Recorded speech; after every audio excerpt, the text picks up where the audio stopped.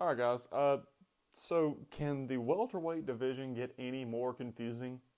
I mean, let's be real here. I thought the lightweight division was getting pretty confusing, and maybe this is just because it's recent and on my mind, so that's why I'm talking about it. But I mean, can it get any more?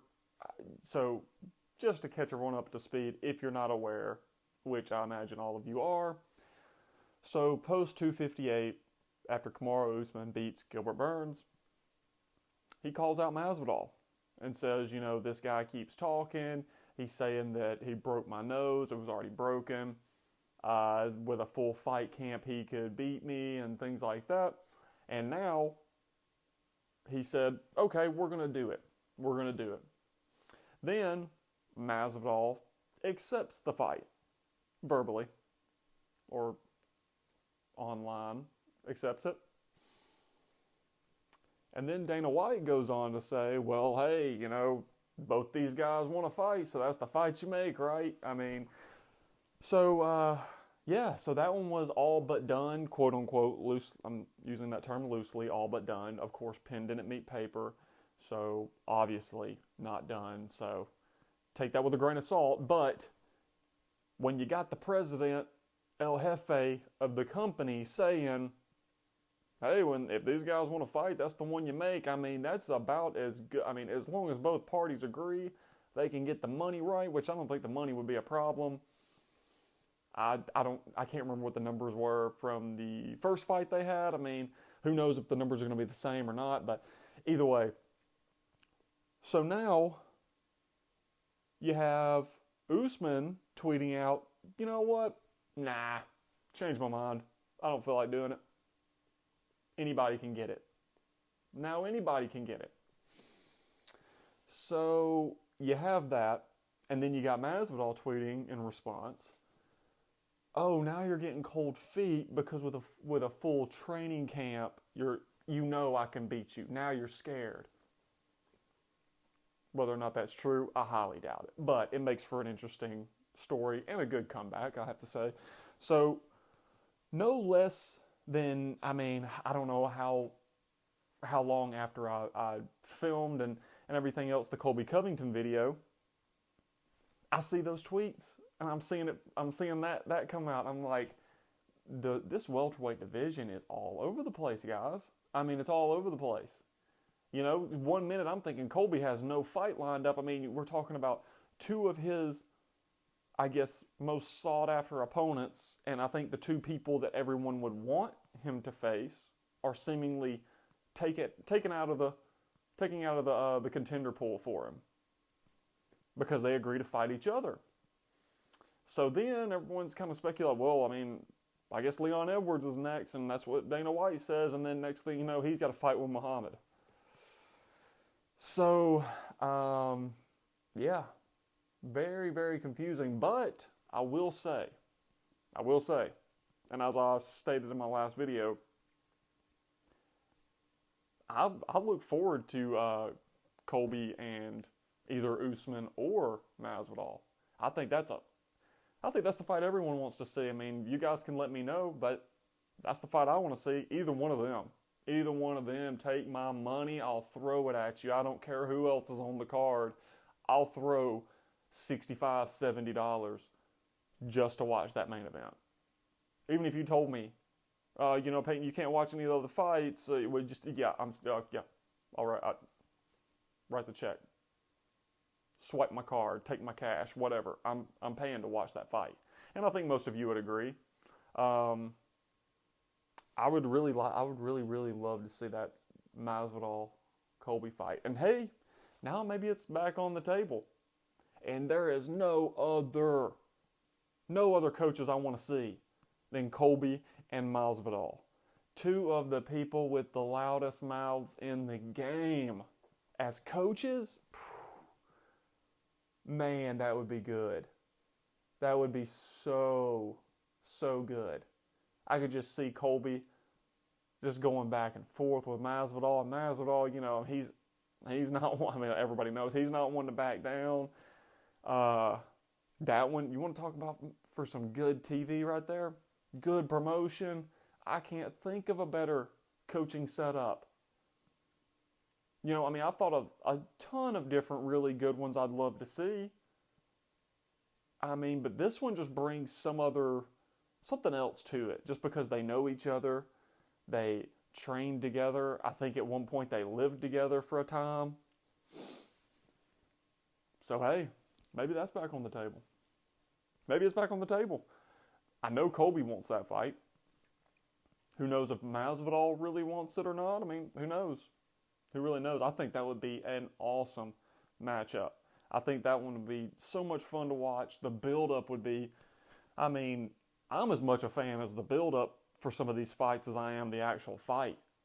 I mean, I think that's why everybody's so drawn to Conor. I mean, granted, these last two lead-ups haven't been the greatest because it's not your traditional Conor, and I really hope he gets back to that other one. I want that entertainer that he was. Sure, it's cool to see. It's cool to see that humble and nice guy side of him, because I think really and truly that's who he is at his core.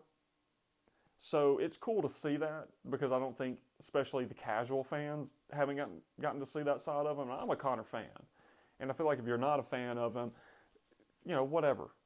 Maybe it's not your cup of tea, but he's fun to watch. Whether you love him or you love to hate him, you're watching him. So that's kind of where I'm at with with this. I think this fight would be super entertaining, the build up to it. Because, I mean, we're just touching back on that Conor stuff. I mean, the build ups to all his fights previously, before the Cowboy one, man, there's just something about a Conor fight week. There's just something about a Conor build up. The way he's able to articulate things and talk about things and get you interested in the matchup. I think this one would do the same thing. Oh man, you want to talk about, I'd fall for every bit of clickbait on this one. For Masvidal Colby, best believe I'd be all over it, and I think many of you would as well. I don't know, and I think that, and going back to like the tough aspect of it, I think that brings in a lot of casual fans as well.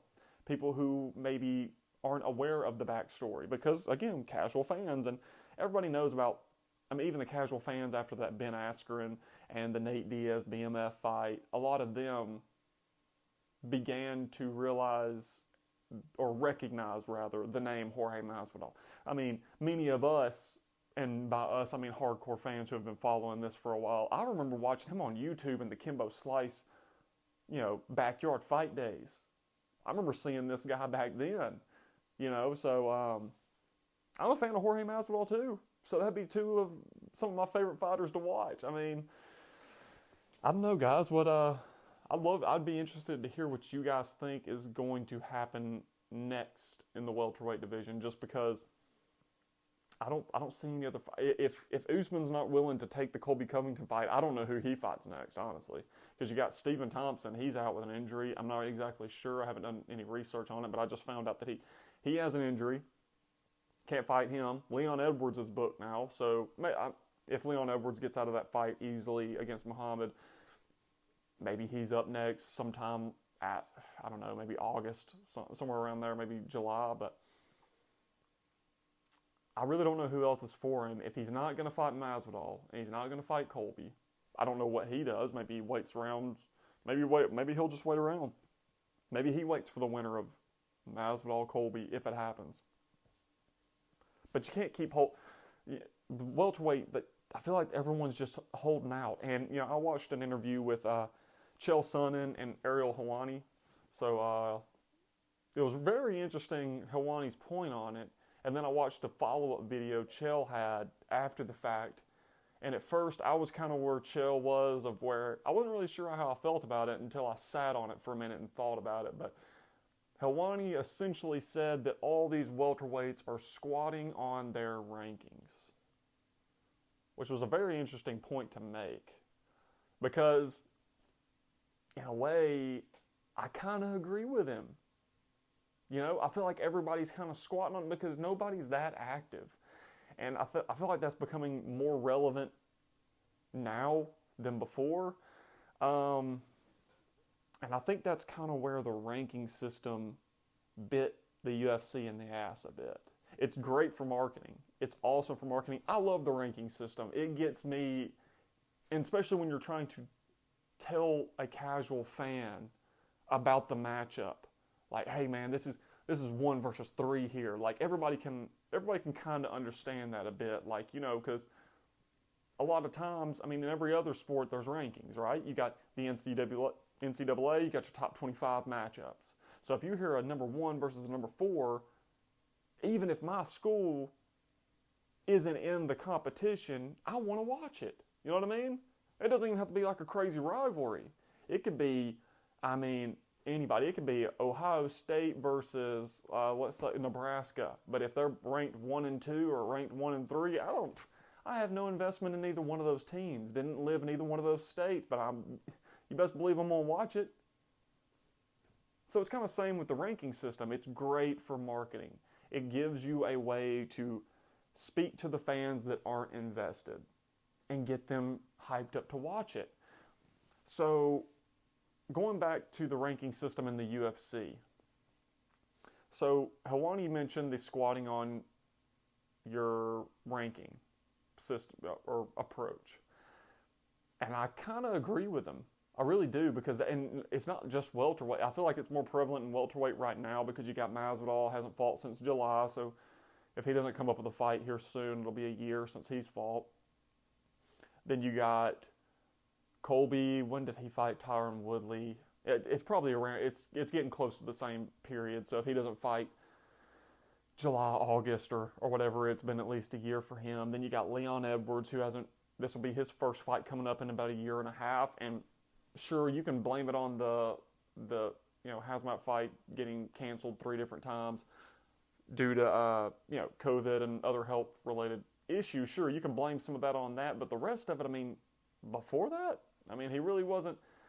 Now, I will say, I think he was slated to fight Tyron Woodley, but I can't remember what happened, if that was around the COVID time and there were travel restrictions. You guys can, keep me honest on that one, but I don't know. Either way, Leon Edwards been sitting around. Stephen Thompson, he's been kind of active, I guess, but I mean, he hasn't even been just so active to where I can just recall how many fights he's had in the past 2 years. So, regardless, I can sit here and preach on that all day long, but I think you guys get my point that these fighters are just kind of sitting on their ranking. They're not really taking the fights. You know what I mean? Like, a lot of people aren't wanting to fight people, and in my opinion, if you're in the top 10, anybody should be able to get it. So I don't know. I think Michael Chiesa, I think he's done a pretty good job of staying pretty active. I'm really liking what I'm seeing out of Michael Chiesa. So man, it's tough. It's tough. I don't know. I really don't know. I'm interested to see. I really hope.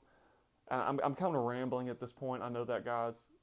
But I'm just confused about the welterweight division. I thought I was confused about the lightweights. You know what I mean? Like, after this whole thing, and I feel like Conor losing threw a whole wrench in that plan. I feel like Dana may have had something really set out, but I think Conor losing really kind of threw a wrench in the plans, but who knows what's going on with that. So I thought I was confused with the lightweight division. But man, now I'm really confused with the welterweight division. I mean, you got people accepting fights, then falling out of fights, and then health issues, then injuries, and then people not wanting to fight, and people complaining about money. I mean, guys, it's confusing. But I will say that top 3 or 4, man, I'm interested to see what happens with that. Then I also saw that Gilbert Burns was calling out Colby Covington, saying he wanted to fight him next. I mean, I don't really like that one, because I feel like Gilbert Burns is going to get, and maybe it's already been issued, but a medical suspension for a lengthy amount of time, and I'd rather see Colby get in there sooner rather than later. Because again, I am a Colby fan. I'm a Jorge Masvidal fan. So I don't know, guys. I'm really interested to hear what all of you say, because I would love to hear what your guys' dream matchups are in the welterweight division. Let's say a perfect world.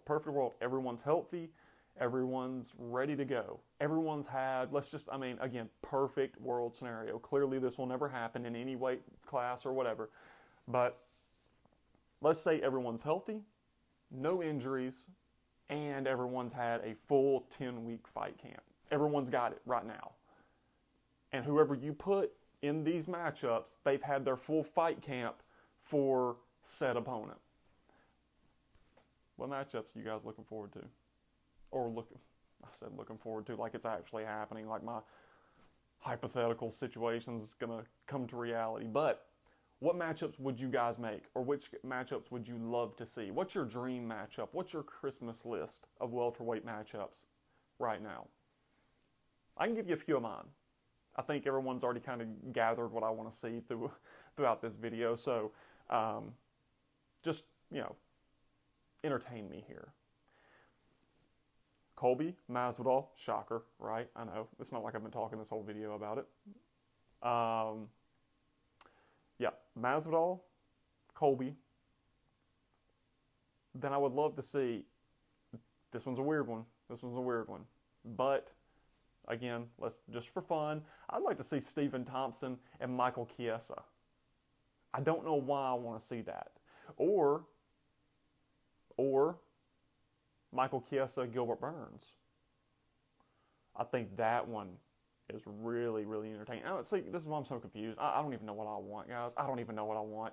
I'm literally coming up with this list as I'm speaking to you. So forgive me for my lack of preparation, but I'm just being transparent with you guys, and I want this to be just a kind of open dialogue. I want you to know you're getting me raw and uncut, no editing, and that's it. So forgive me if I don't have everything in line. So let me scratch that and start with my real list. So Colby, Masvidal, Chiesa, Gilbert Burns, and then Usman. I would like for him to fight the winner of Masvidal, Colby, because it's hard to match him up with anybody right now. He just got done fighting. He's beaten the top four guys. Top four guys. I think Masvidal's still in the top four. So he's beaten all four of the top, or the other opponents in the top four. He's already beaten those guys. So the only one I think that would make sense to jump in there immediately, I don't even think Masvidal is really owed an immediate, in a rematch right now. I think maybe Colby would be the one that I think everyone would agree with that, love him or hate him. I think he deserves the rematch more than anyone because, who knows how that fight turns out if it goes to the judges. I mean, we've seen crazy. I'm not saying he would have won. I think you can make a good argument that he would have won. I think you make a good argument that Usman won. It's the beauty of that fight. That's why it's so intriguing for that rematch, because you can argue both ways. It was like the Nate Diaz Conor McGregor 2 fight. I had Conor winning that fight, but when I hear people make their case of Nate winning that fight, I entertain it and I speculate on it. I'm never just married to my opinions on these things, and I like to review them and see where I land. And that's kind of where I'm at with the Usman Colby fight. 1 minute I'm thinking, I think Colby wins that if it goes to decision. Then I'm like, I don't know. The end of that 5th round is where Usman really would have, I think, make a real big statement with the judges, and then the rest of the fight, I mean, it was kind of a toss-up. So, yeah, guys, I think that's my wish list for upcoming fights. Colby, Masvidal, Burns, Chiesa, and then Kamaru taking on the winner of Colby, Masvidal. I think that would be great. Honestly, that'd be a perfect Christmas gift if they could hurry up and get that Colby fight and Masvidal fight with them being the coaches of Tough. Whew. Man, huge fight. Have that fight this summer. Winner of that fights Kamaru Usman in the wintertime, maybe around Christmas. Wrap up the year strong. Man, that would be perfect. That would be absolutely perfect. That's how I want it to be. I think that's how it needs to be.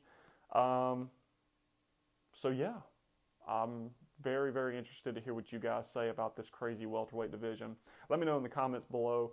If you like this video, give me the thumbs up. Got any feedback? Also, let me know. I'm open to feedback. So, yeah, guys, thank you so much. See you next time. Peace.